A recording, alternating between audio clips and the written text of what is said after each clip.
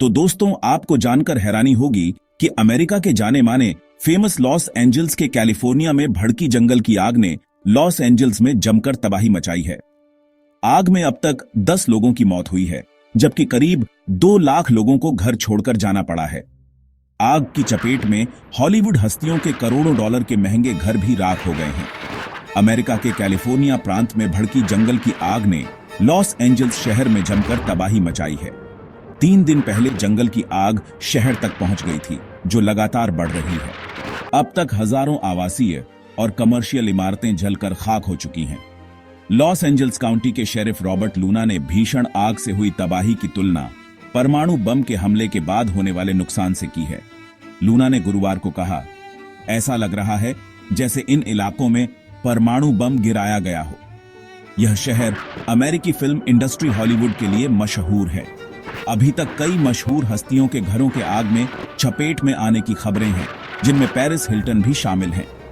ऐसे में एक डर सता रहा है कि क्या हॉलीवुड का मशहूर गढ़ जंगल की इस भयंकर आग में जलकर खाक होने वाला है। आइए इस भयावह आग को 10 पॉइंट में समझते हैं।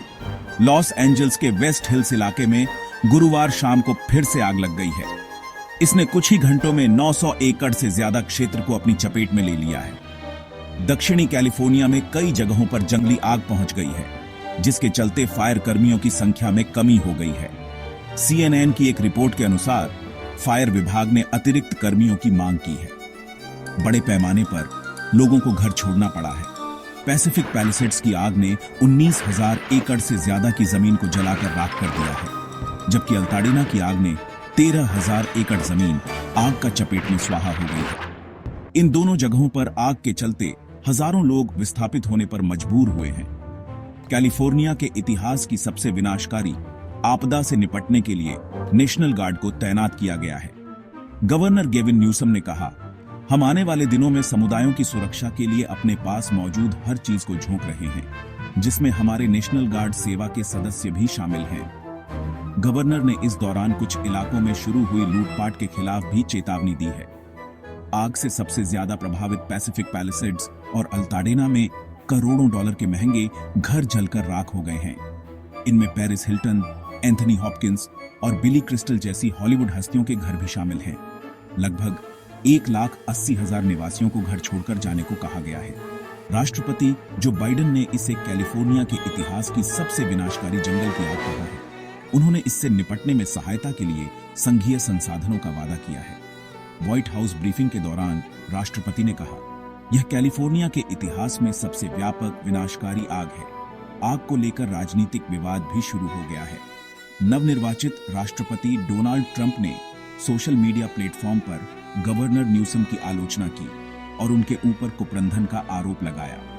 वहीं वर्तमान राष्ट्रपति जो बाइडेन ने अमेरिकी लोगों को आपदा का राजनीतिकरण न करने को कहा है।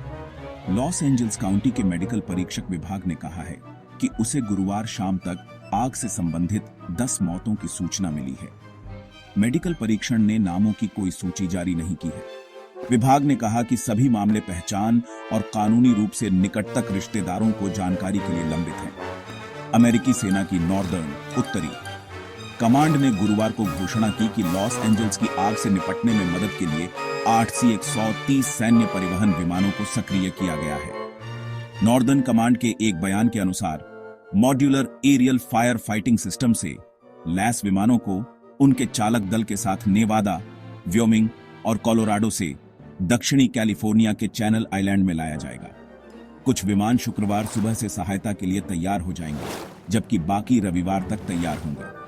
संघीय उड्डयन प्रशासन FAA के अनुसार गुरुवार को पैलिसेड्स फायर के ऊपर प्रतिबंधित हवाई क्षेत्र में उड़ रहा एक ड्रोन हवाई अग्निशमन विमान से टकरा गया।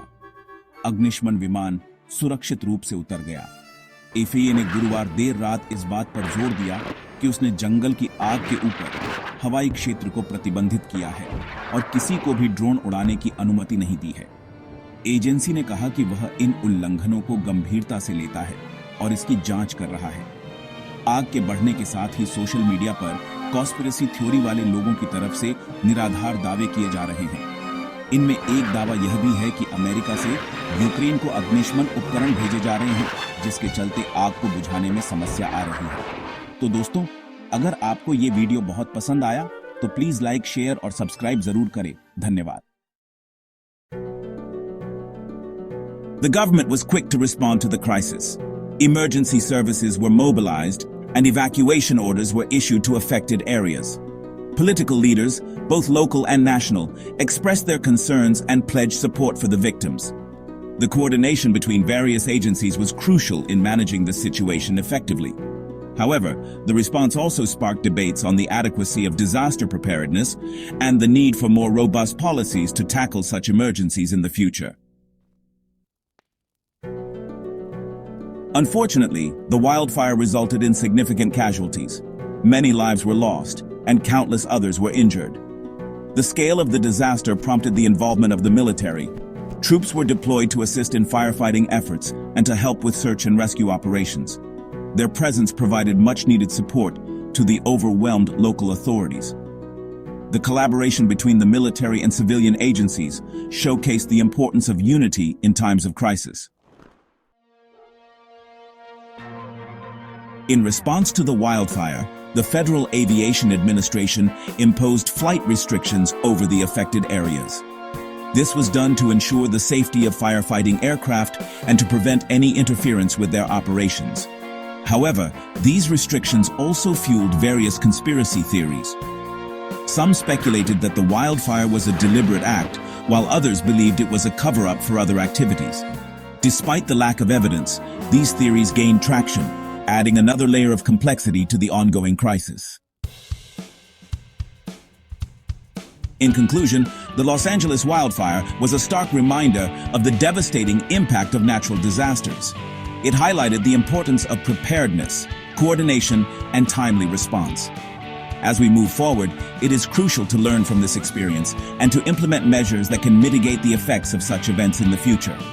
We must come together as a community, support those affected, and advocate for stronger policies to protect our environment and our lives. Let's take action now to ensure a safer and more resilient future for all.